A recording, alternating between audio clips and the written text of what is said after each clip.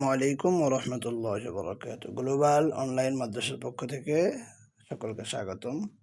তো আজকে আমরা যে 4টা সূরা ক্লাসে পড়েছি, তো এই 4টা সূরা আমি আগামীকাল শুনবো ইনশাআল্লাহ। তো ভালো করে সবাই পড়বেন। আমি পড়ে শোনাচ্ছি, আমার মতো পড়ার চেষ্টা করবেন এবং আমার মতো শোনানোর চেষ্টা করবেন সবাই। أعوذ بالله من الشيطان الرجيم. سورة اللهب مكية. بسم الله الرحمن الرحيم. تبت يدا أبي لهب وتب.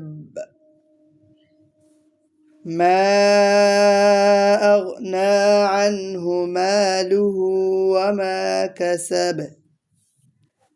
سيصلى نارا ذات لهب وامرأته حمالة الحطب في جيدها حبل من مسد. سورة الإخلاص مكية. بسم الله الرحمن الرحيم. قل هو الله أحد الله الصمد لم يلد ولم يولد ولم يكن له كفوا أحد. سورة الفلق مكية. بسم الله الرحمن الرحيم.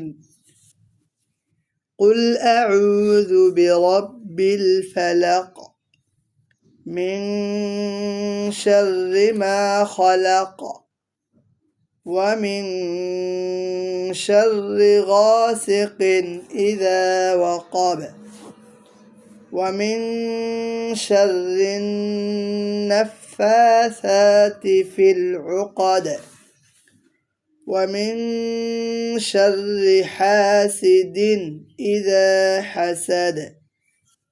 سورة الناس مكية.